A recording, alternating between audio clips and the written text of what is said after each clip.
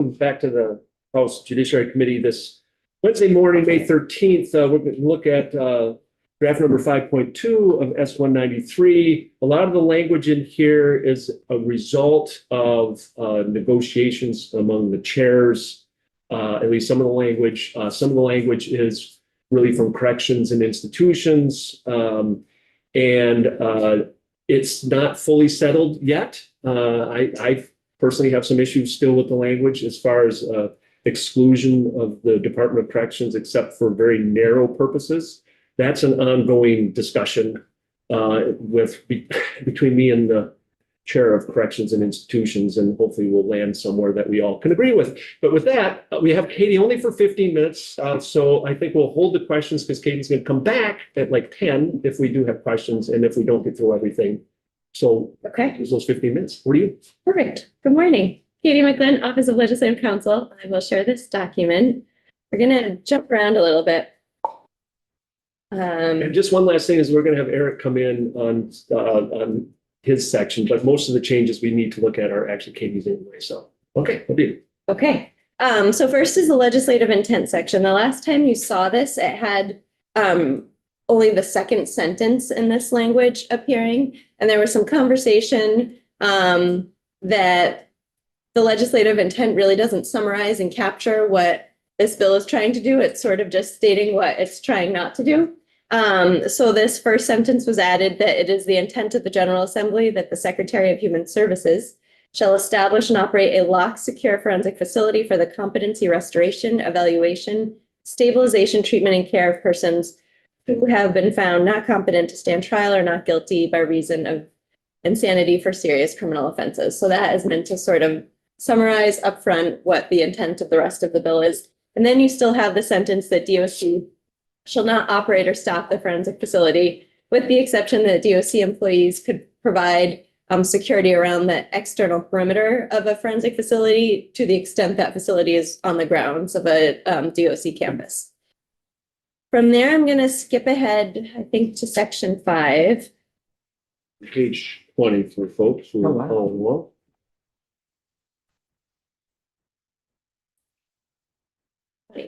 Okay. At the top of page 20 is a definition of forensic facility. House Corrections and Institutions has spent a lot of time thinking this piece through. They have borrowed language from a previous definition that was in session law 5-ish years ago, maybe. So that is where some of this is being pulled from. So this reads that a forensic facility means a locked, secure facility that's licensed as a therapeutic community residence. That's a specific term. It's defined in statute, but Dale licenses those types of facilities. Where AHS provides for the secure competency restoration of persons with a qualifying condition who are involved in the legal system and who do not require a hospitalization level of care. And the person is transferred pursuant to the 2 sections that you've been working on with Eric, not guilty by reason of insanity and not competent to stand trial. Okay. Next in the same section is subsection B. This subsection sort of describes some of the services and guardrails around what the forensic facility will look like. So first, there is this phrase that the Secretary of Human Services shall establish and operate a locked, secure forensic facility for the competency, restoration, evaluation, stabilization, treatment, and care of persons who have been transferred pursuant to those 2 sections. And then language that you worked on, that the facilities services are overseen by the AHS medical director. Then this new sentence is added that DOC shall not play a role in the forensic facilities operation, the provision of services, internal security, or post-release monitoring of any former residents. You will see this sentence again in, I think, section 7 is now the feasibility plan. But the reason it's sort of in this lead-in language before we look at the list is because Corrections and Institutions was very much concerned when they started going through the list that different items could be read to include DOC. So it was thought that if we just kind of put a blanket statement in the lead-in language, then it wouldn't have to be shoehorned in every subsection, although there are references throughout the list. And just very quickly for folks, I've already flagged as problematic, mainly the or post-release monitoring of any former residents. In corrections, or at least Alice understands that. Then I think it's premature for us to decide that they have no role for that. For the other ones, I think I'm fine. Go ahead. Sorry. No, that's okay. Okay, so now our list, the forensic facility shall.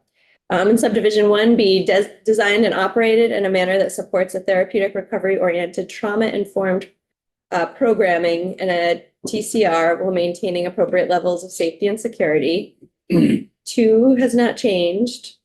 3, provide for the safe evaluation, treatment, stabilization, and care of persons, including the ability to separate by sex or gender or otherwise address clinical safety or operational considerations as appropriate, etc. 4, 5, and 6 have not changed since you've last seen this. Subdivision 7, ensure that persons receive clinically appropriate assessment and treatment planning and competency restoration plans as appropriate.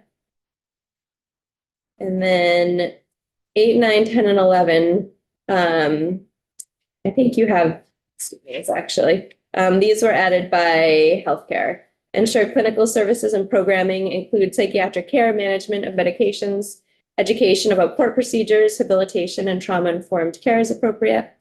9, continue to provide evaluation, treatment, stabilization, and care of a resident who has regained competency while the resident awaits and participates in the resident's trial.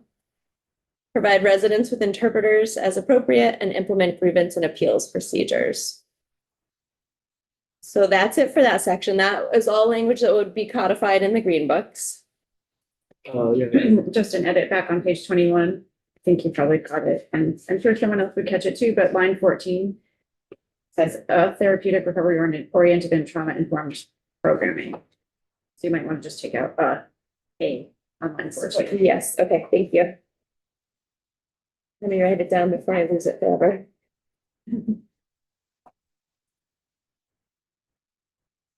Thank you. And then we skip ahead.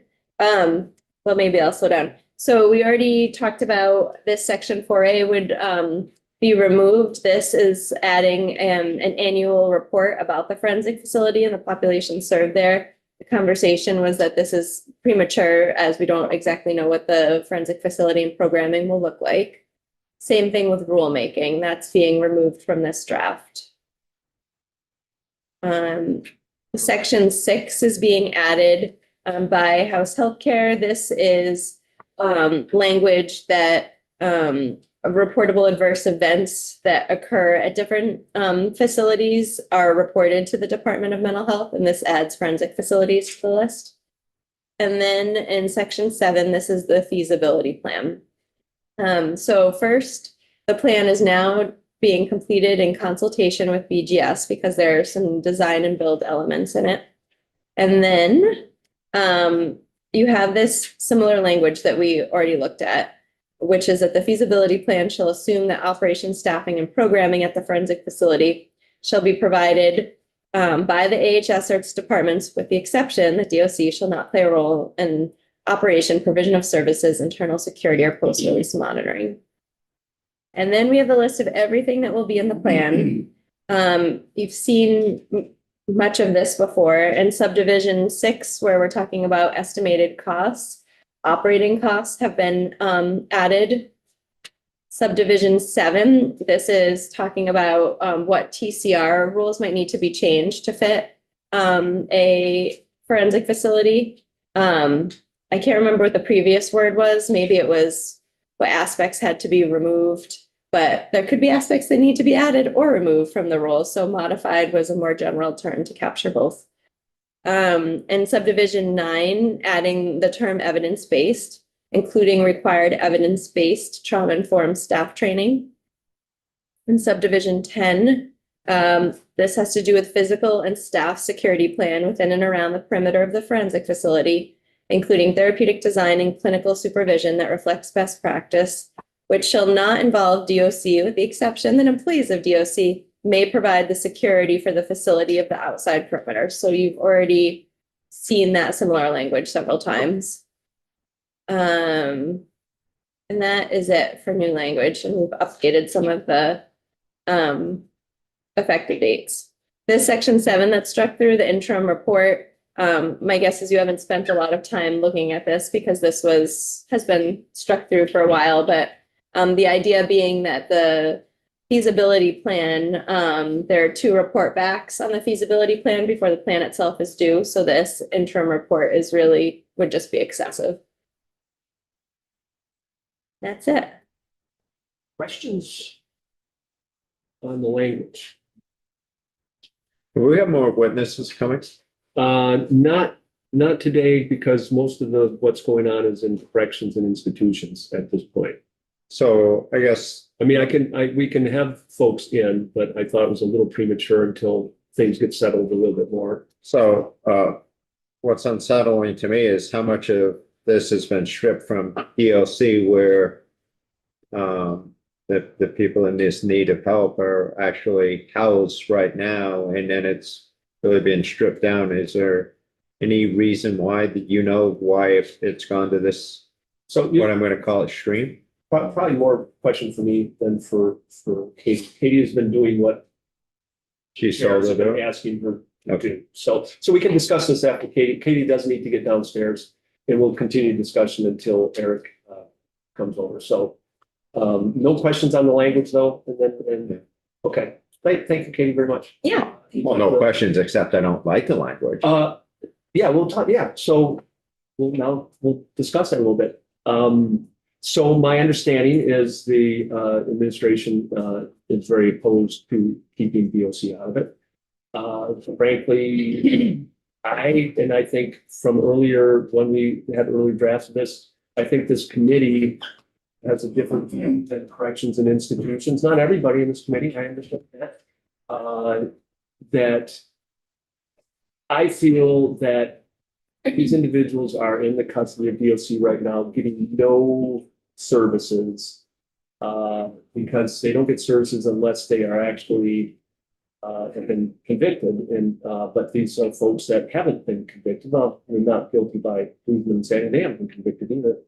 That we have people in DOC custody that we should be trying to figure out as expeditiously as possible to get them services, while probably also at the same time trying to build out a forensic facility that doesn't have or has minimal DOC involvement. That's kind of where I am. Right, and I totally agree with what you just said, which is hard to believe.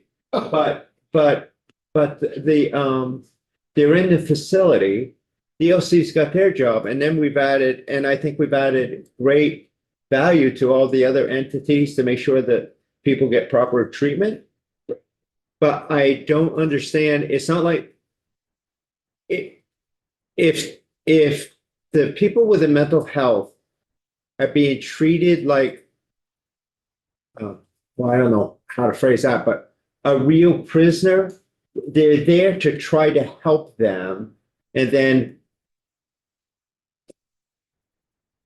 do what needs to be done, that needs to be done with this other language that's been added to it. I just don't understand why we're going such a far extreme with DOC, but I didn't know this on the administration either, So I don't think we're necessarily going to an extreme. I think probably the forensic facility should be separate. It should be fully therapeutic. It should focus on the restoration or the addressing the violence propensities of some of the individuals, the risk of the individuals, and that probably should not be in a wing or in the general population or in DOC.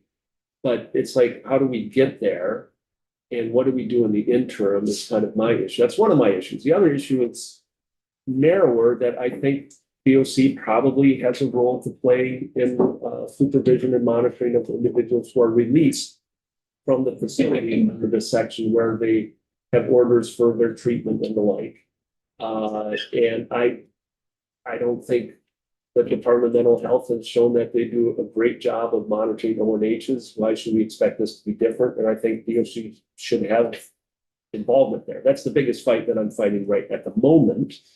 But yeah, I mean, I think this committee is generally more focused on the public safety aspects of this than probably the clinical aspects. So I kind of can understand where human services and healthcare, and they're pushing what's their primary.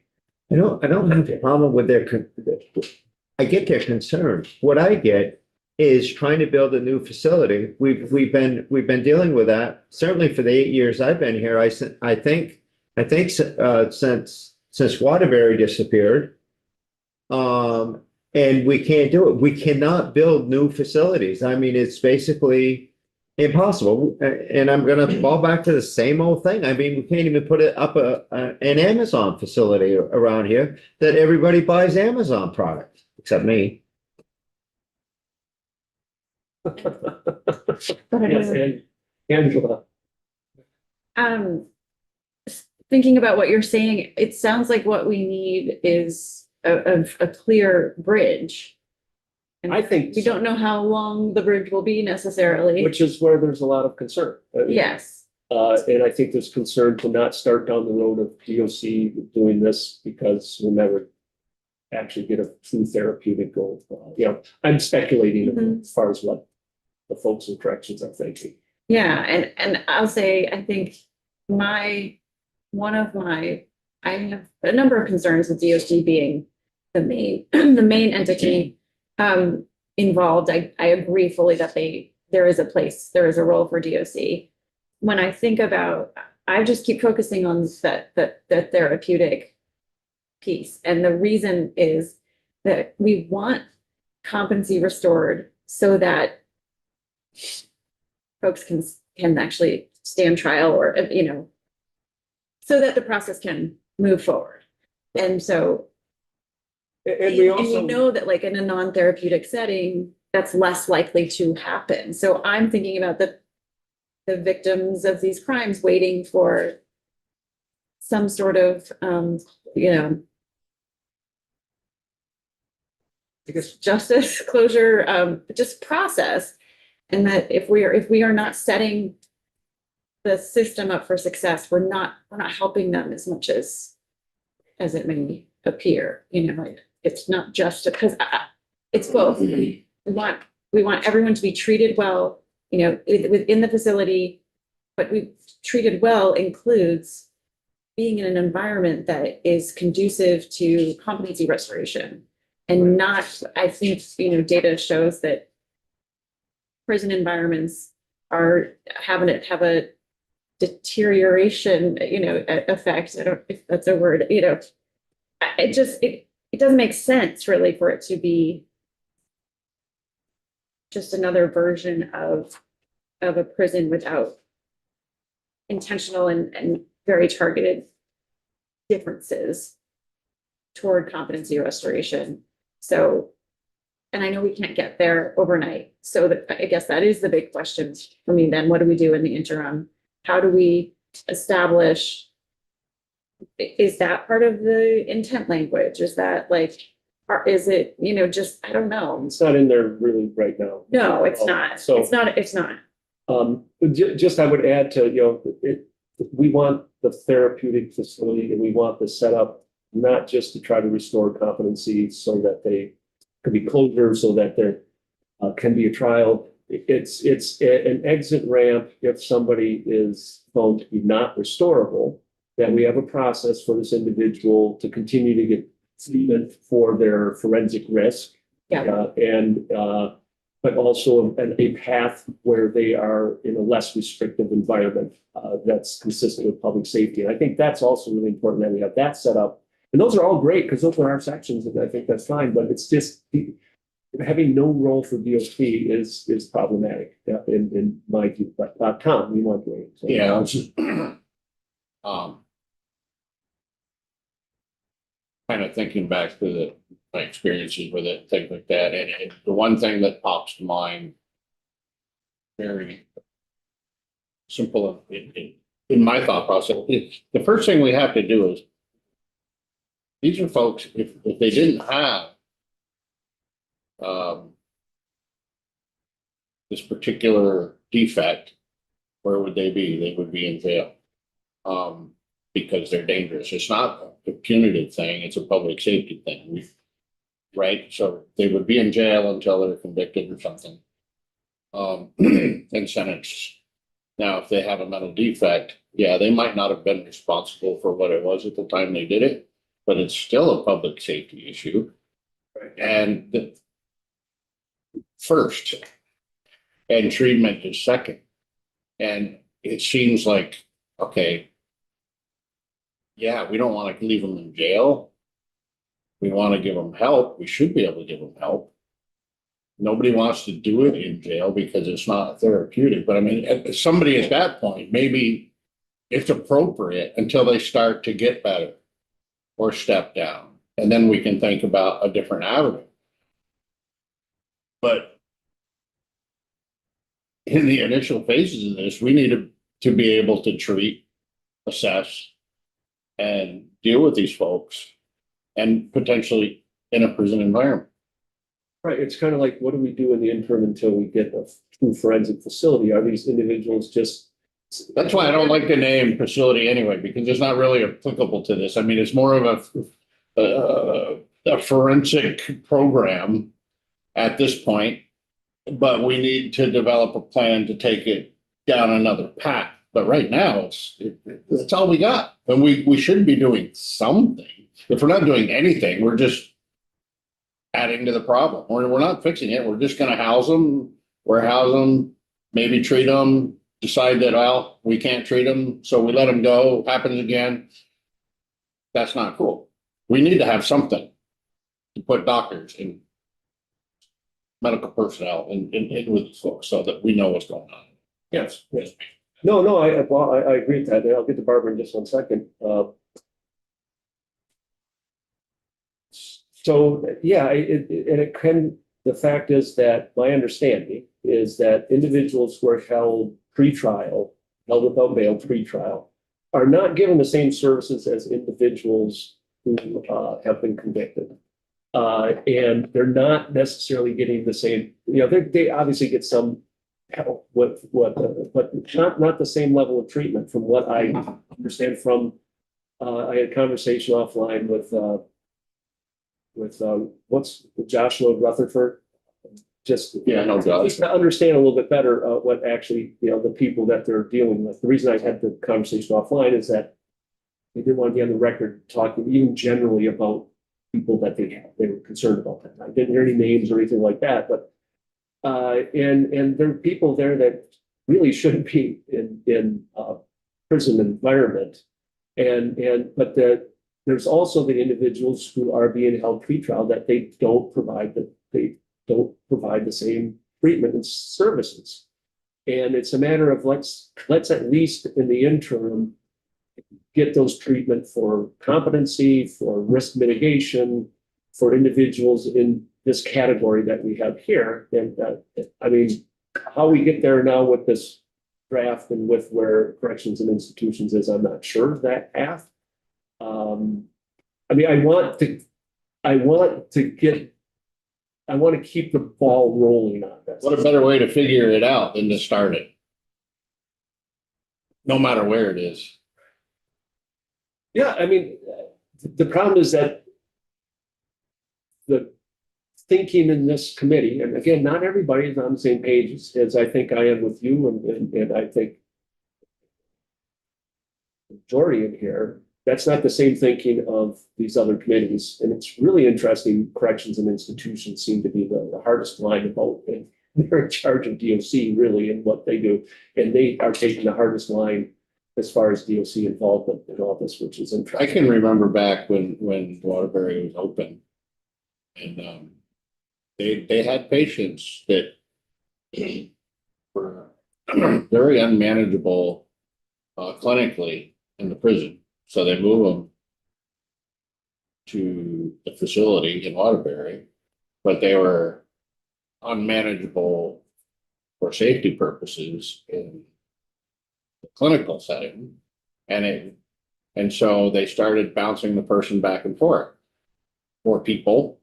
And then it became the staff was doing the same thing. They would have to send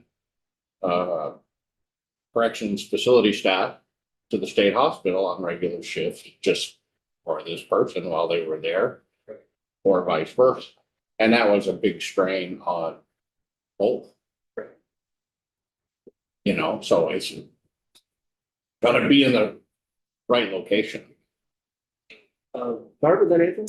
So I don't disagree with parts of what Tom and you were saying. Definitely, there are people that need to be in a secure setting, both for the safety of the community and maybe themselves. But the question is, one, if people are there for a really long time and are still not found guilty, then it could be an issue, it could be an issue because of constitutional protections that some other states have bumped into. The other thing is there's good research that shows which settings have worked best. And again, I don't think residential secure has to be corrections. Like, I get that it would require training for corrections, and maybe there are some programs that are run where people are like employees of two different departments. So those are always sort of interesting, or they're an employee of one department, but they're co-located at another department. And I've had that work with DCF and nonprofit employees. And you have to sort of like forge a path of it's doable. There's a lot of setup work, but we do have some setup work. The other thing is, if we're worried about cost, I think we heard from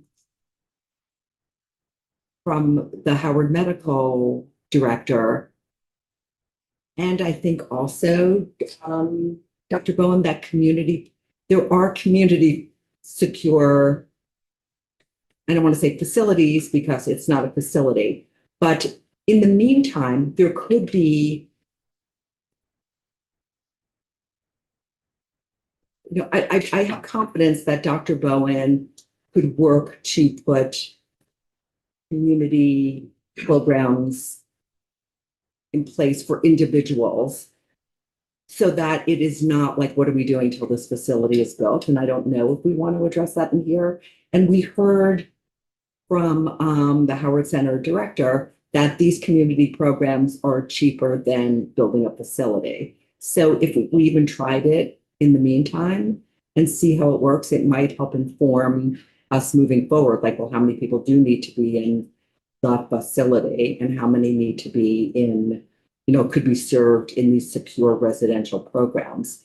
And maybe some of the corrections positions would require them getting particular certifications or have qualifications. So it doesn't look like what we envision right now, people in corrections doing the job. And it's not just they took a seminar or, they did a workshop, but actually making sure that everybody on the treatment team is trained in the same way, following the same rules. The outcomes will be better. And I feel like people will be better served and we can keep people safe. It's not like pie in the sky.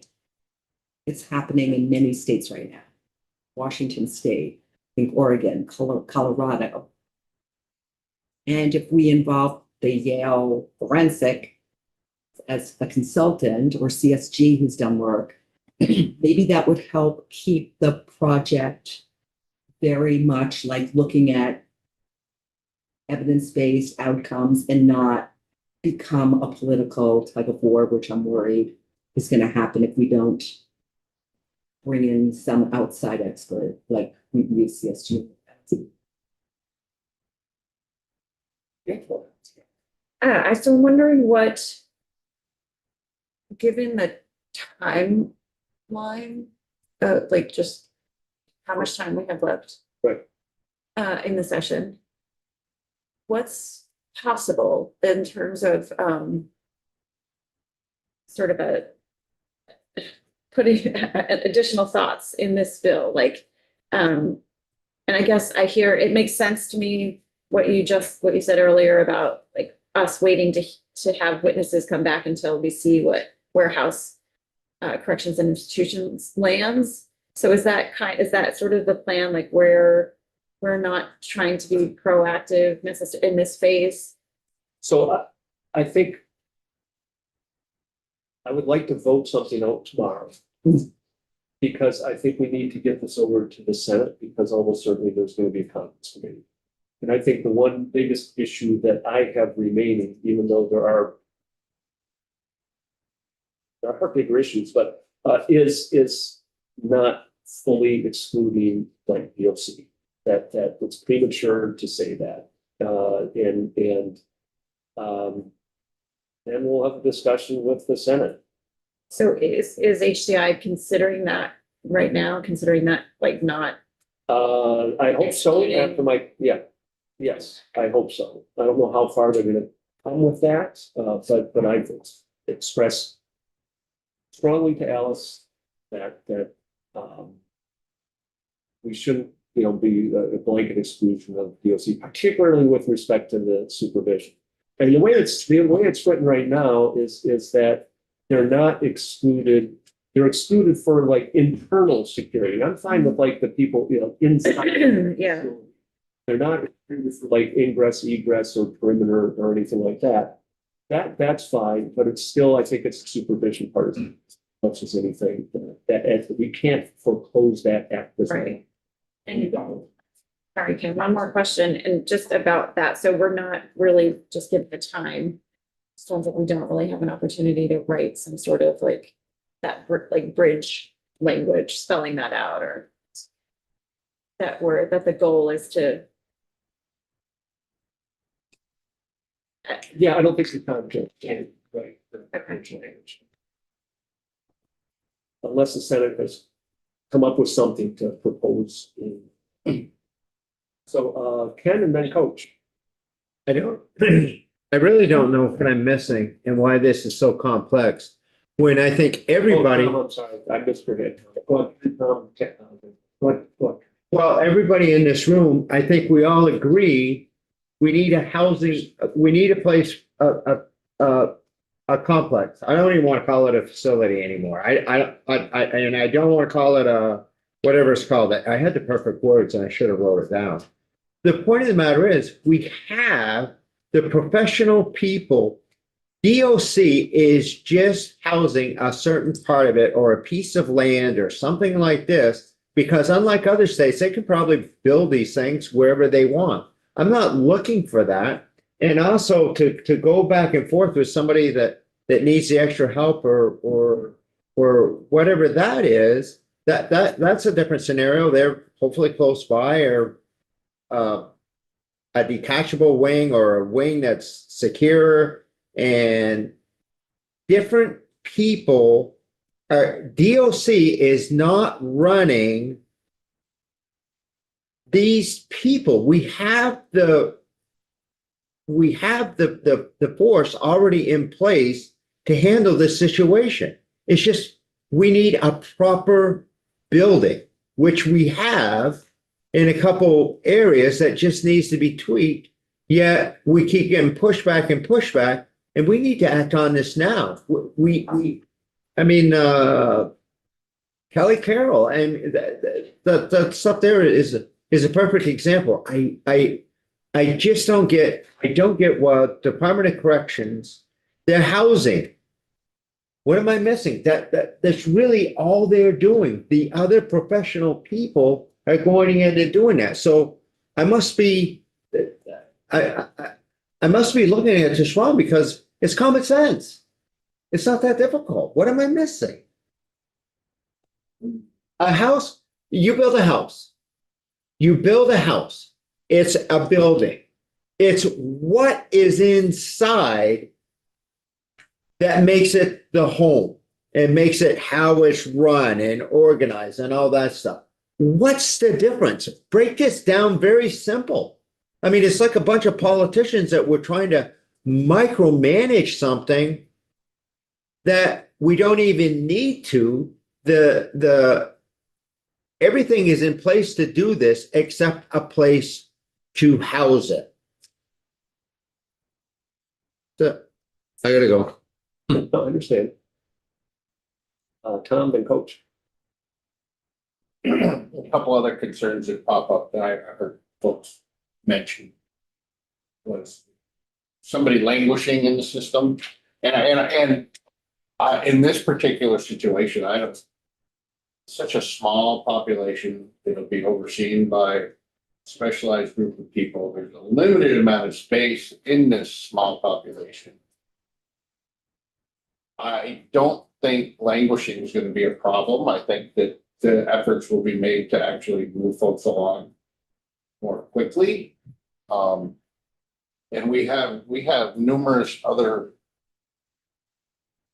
people and agencies to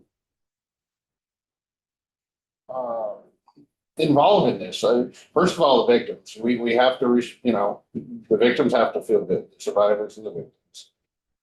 We have to accommodate the judiciary, and we have wasted tons and tons of time with the judiciary by having what could be a contested evaluation or something, and then they're housed and they sit around and then they do it again. Oh no, they're confident. This at least would, I think, maybe create a better, more efficient way to reach the competency goals. We're not doing ourselves a favor by not doing it. I know it's not the perfect environment yet, but a plan needs to be put in, maybe if that's what we want, where they're put into a secure facility. These are justice involved people that have committed heinous crimes. Allegedly. Allegedly, right, allegedly.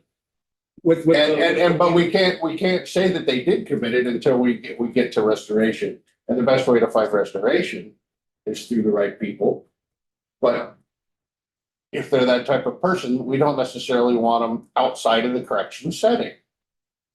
And if you move them to a hospital where it's going to be appropriate to hold them, it's going to look very much like a prison in the long run. And they're going to have to serve time. If we don't hold them, if we start this process, they could theoretically be treated and their bail situation could change quicker than if we didn't do this, which would get them out and save everybody a lot of time and energy.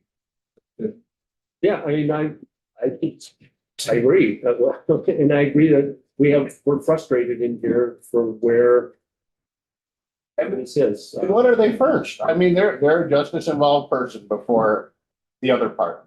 We have to look at public safety, and that's DOC. Sorry. I agree. Until you get them better, and the sooner you can do that, the sooner they may or may not be able to. Yeah, well, yeah, I mean, so Or be checked out. the constitutional issue is that these individuals currently could be held for a while until somebody starts raising the flag that, hey, their due process rights are being violated. And this sets up at least an exit ramp, a process to have them not be held. Unless, of course, they become competent and they are tried and convicted. So, Coach, unmute yourself. You want to weigh in? You're still muted. Oh, there you Yep, go. there we go. Oh, geez, too many buttons on the. Anyways, listening to the conversation, I think we're closer to agreeing, at least as a committee, than we are not. I've heard a lot of really good thinking going on around process. And I think that's where we're getting, fumbled up, so to speak, like, Ken was saying, as far as uh, a more simpler approach, and Tom, came up, too. And then listening to Barb, you know, the the therapeutic aspect does require training, and so once you've identified a process, it's a question of putting a program together so that not just anybody can be in that continuum. You noticed I avoided program, I avoided facility, but in that continuum of care and service, because we've got justice involved, like Tom was saying. And the part, as I was listening to, that struck me from one of our witnesses that was a victim, was the fact that their voice, you know, and this is a whole nother piece to this, but that being said, in that process, if we let the professionals actually on both sides, both DOC and the docs side, come up with, what does that new, not so much new, but what does that person look like? What does a corrections, or what does this forensic,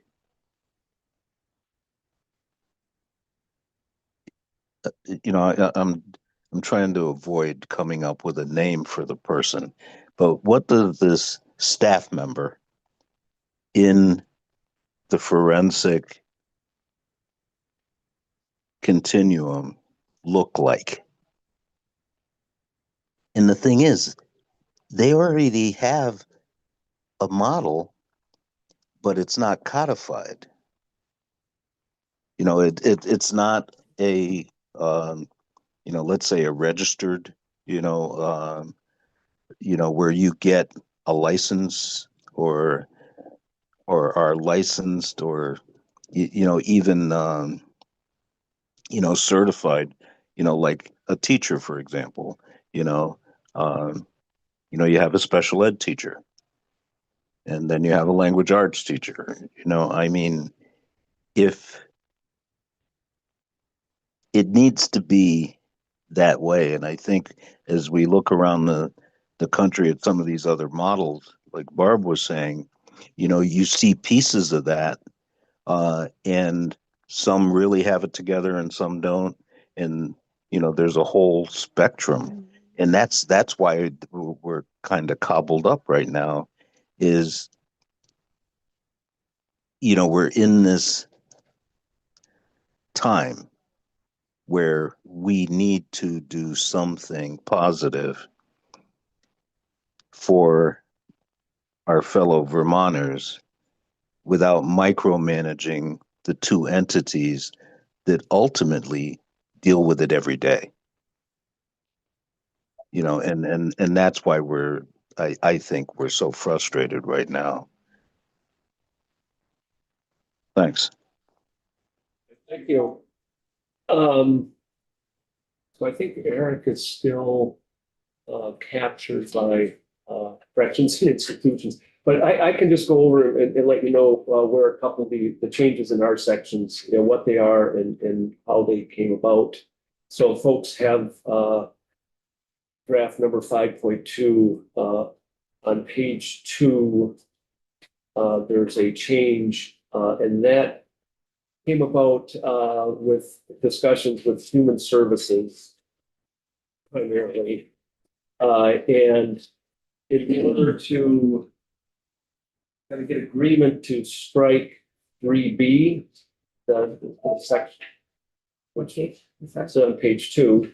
In order to strike section 3B, we thought we ought to strike section 1B. And let me explain. The idea is, in fact, what we've been arguing has been that these individuals are being held in a carceral setting already. And it would be better for certain individuals who are found incompetent and meet the other requirements that they should be served in a forensic program or forensic facility, whatever you want to call it.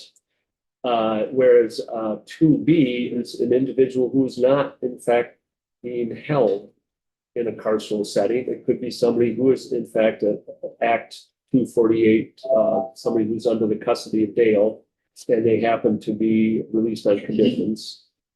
So really, we're aimed at the primary aim of this is those individuals who are otherwise being held. So that's why those two sections are struck. So that would include misdemeanors? No, this is just, no, it's still punishable life sentence. Okay. Yeah, no, it's still, that doesn't Okay. change. All right. So the next change is on page 3, going back to language that we had before because of the confusion related to in 3A. As far as whether they really should be remanded to the DOC, because they may become incompetent again if they're back in that environment. So, and the biggest change, and throughout there's we say evidence-based. I'll just talk about one last change, and certainly we'll have Eric in at some point to go over this.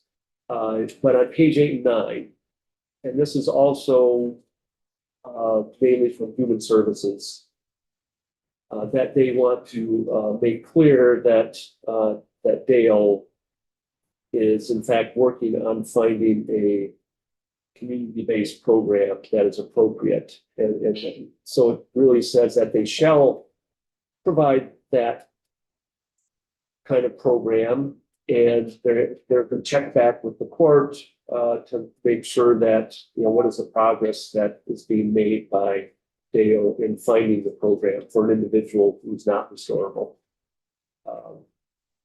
Again, I'll have Eric, when we have hopefully closer to final, we'll have Eric kind of walk through that, but looks like he still has a bit to go through with corrections. I'm just watching there. So any questions about those first section at this point? Yeah. I don't know if I followed the changes on page 2. So this doesn't narrow.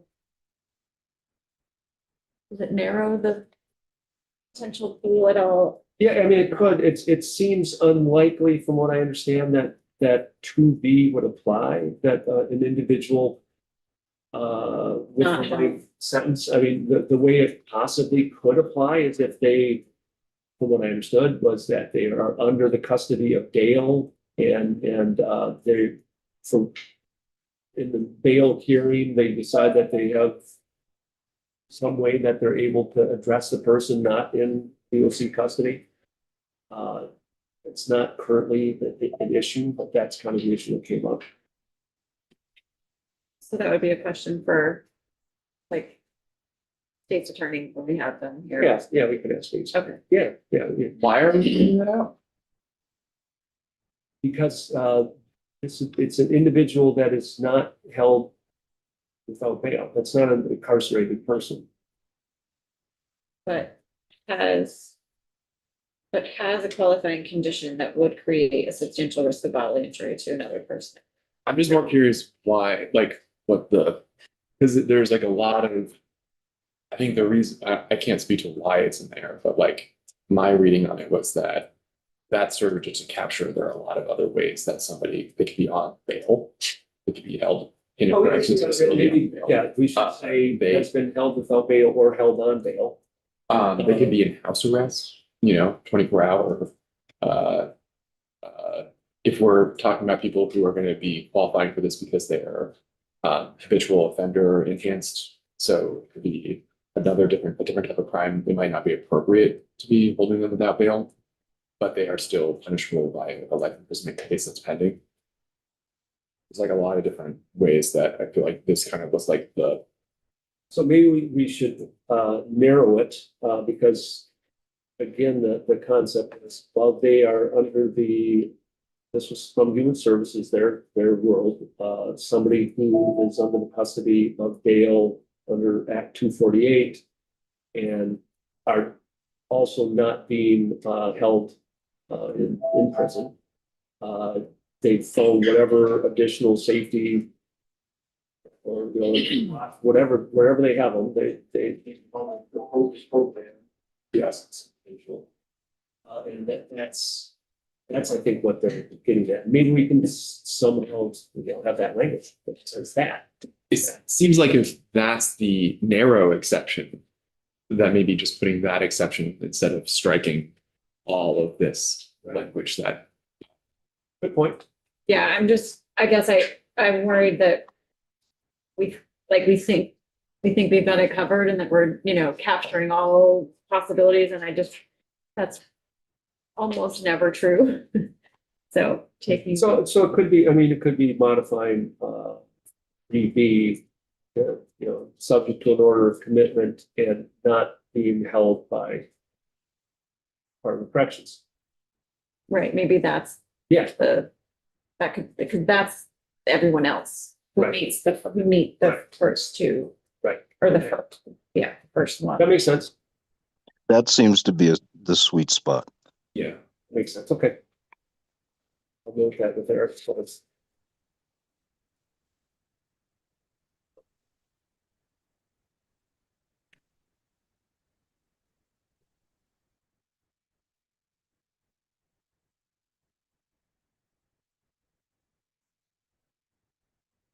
You want to weigh in, or I don't know if you listened? I've listened like the first 15, 20 minutes. So we've just been having discussion and generally concerned about excluding DOC entirely.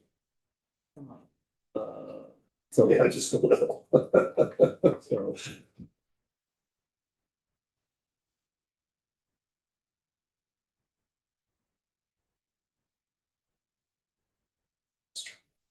Man, I've said it before, public safety, All the rulemaking is that. public safety and victims. Is comfortable.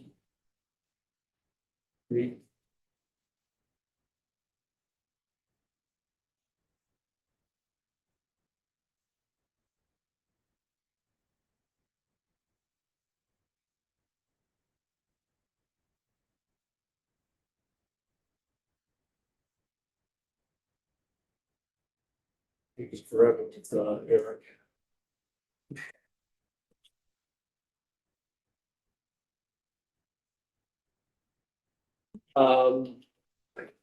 Yeah. Can I just ask, Yeah. and I recognize that I missed some of the walkthroughs, so I just have, I think, but it might be a question that might be helpful for Yeah, the yeah. discussion. So it seems like this latest draft basically is trying to, as you said, like basically remove DOC from it. Is it removing it entirely, or are there, in this latest version, is DOC involved at all? Yeah, they're only involved in providing security services for the facility around the outside perimeter of a forensic facility. In other words, not inside. So if it was built, like, if, let's say it wasn't, it's not a southern state, it's a totally separate building somewhere else, DOC would be responsible for like putting staff on the outside of it. So I want to. Yeah, is it yes or potentially? I think, You said both. I think if it's not on DOC property, if they like build it somewhere else, is it clear that DOC would provide security?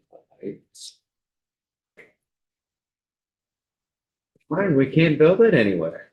That's a holdup for years. No, and that was just my hypothetical trying to understand. Yeah, what? I think we can all agree if it could have been built somewhere years ago, it would have been built. You know what I mean? The need has been there. So physical and staff security, which shall not involve the park, with the exception that employees with park corrections may provide security service for the facility around the outside perimeter of the facility. Yeah, so it could be, if it is co-located on the grounds of a correctional facility. Okay. So really, so the answer is, how is DOC involved?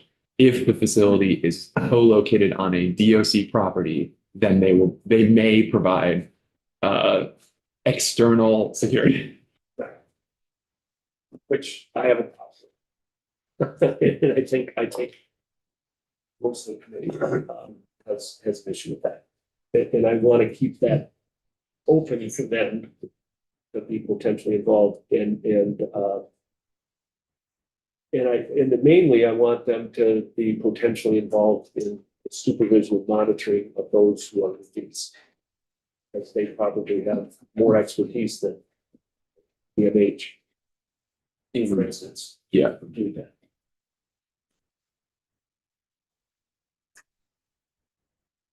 So inside the facility, I'll start with inside a jail. That DLC is responsible for safety inside a correctional facility, we'll call it. To keep each other safe and to keep inmates safe from other inmates.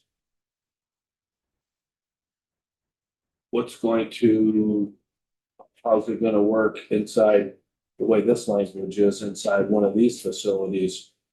We're keeping staff safe and from keeping, I don't know, terminology, I'll just say the inmates in there. Safe from each other. So I think, my understanding, I mean, that already happens in a lot of residential facilities. It already happens like at Brattleboro Retreat. I mean, there's, you don't need to have DOC for that, because I think, the commissions are able to handle that component of it. Okay. But to me, these people are on a different level. Because they are not. They're above and beyond what Brattleboro can handle. Otherwise, they would be going there. Yeah, I mean, so I do think that the Commissioner of Dale suggested that the inside facility, that security that they could handle, we can hear from. We need to hear from DMH a little bit further on that as well. So I mean, I would defer to them on that part. But I haven't heard, but yeah, we'll hear from them again that they want to have DOC inside the facility. I guess I haven't heard that from those witnesses. So, but I think that the base point that the main point that you make, and I agree with, is that in this committee, particularly the public safety issue is number one. And I'm not comfortable with where this is right now as far as the public safety rifle. And as far as the bill goes, we talked about, the future maybe conference committee, that type of thing, and we could argue to get things back in. I would rather have them in the position to have to argue to take things out. Yeah. Sure, we are gonna argue about some of those. But also, I know you just correct myself a little bit. It's not just public safety, it's also the constitutionality of the process, in which we've really focused on the due process and the equal protection. Yeah, right. So.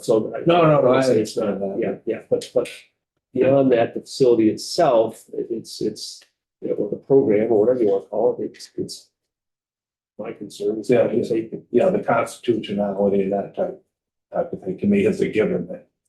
And you just have to do it, so.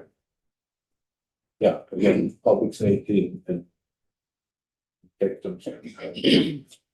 Just one other quick question. What is the rationale for just removing all of the rulemaking and definitions and just? You have to ask, corrections institutions, I'm not sure. Okay. I think the rationale is that the feasibility plan takes its place and that the rulemaking would be premature until the questions are answered in the feasibility study. So He probably is, I would say. if we look at the timeline of something like this actually going into effect, doing just a feasibility plan means that we're basically pushing it out till January of 2027, where then we could do the rulemaking after that, which could take even longer. Or anything could actually go into that.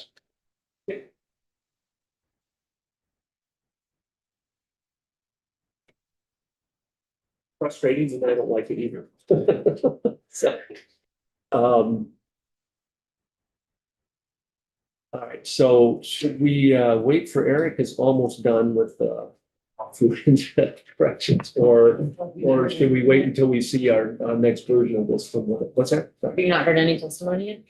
No, we were just gonna get a walkthrough because I wanted to Katie see. McGlynn was here. Yeah, Well, okay. Can That's- she I walk didn't through know- I didn't know what I missed. It's what I guess it's Is asked. the new version coming? I mean, I've pushed the issue with respect to. Why is that scrolling? Is you got a ghost in there? That is, I was watching to see when Eric might. Oh, that's there. Okay, that's there. It's, corrections. And institutions. So there's gonna be a new draft anyway? I mean, yeah, I know, New version. already we have an issue that we need to Right. have Eric work on. Yeah, here. I don't know if everybody's here when you shared that the goal is to vote it out tomorrow. Yeah. It's a goal. Yeah. It may not be feasible. Could be a goalie. I mean, it kind of depends on where corrections institutions comes out. I think feasibility study should still allow the Agency of Human Services to figure out how DOC can appropriately provide security. I think there's a way to change the language in the intent section a little bit to be very clear that, we're looking for minimal involvement by DOC, but there are some points at which it's necessary and helpful. Yeah. Um, Yeah, and I'm hoping we'll see where corrections in the first instance, hopefully. But I hopefully guess, arrives at that place. yeah, And if they don't, then we'll see what further discussions have to happen. yeah. Cheers. How does this address all the testimony that we took that they don't have any capacity to do this? DOC? No, human DMH. service or DMH and Well, they'll have the medical record. I mean, I think it's need to build the capacity for the clinical component of it, but security component of it, I agree. Well, I don't know that we heard they don't have, because as you were just saying, I didn't hear, at least I think from Dr. Bowen, that, for instance, in the Dale universe, that they needed, as you were saying, internal security and things like that. So there's some capacity, There is. but it is I think that's the question, that where there isn't capacity, you can't leave holes in a system like this. Yeah. And that's why I'd love to see some sort of like transition language that, like, in the interim, like, we're moving toward this place, and in the interim, we have to be able to continue to move forward and use existing resources. Agreed. All right, looks like Eric is free.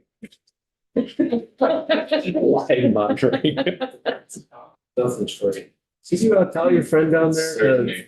tell them to send Eric my way, that Right. they've had him for 45 more minutes than it looks like he's just got up, so I think we're good. Watching this. Does have an AirPod on him? AirTag. Don't want to lose us. Is that the problem now? Yeah, he's coming. He's walking down the hall. You should be in the, open the door. I'm gonna make sure he doesn't like talk to the bathroom. No bathroom for you. That's good. Grab them. Quick enough, huh? Put a roadblock up, Tom. Yeah. We'll go off live just like. Oh, no. Right. Let's go up. Look, if we're gonna put up a roadblock for him, we're probably gonna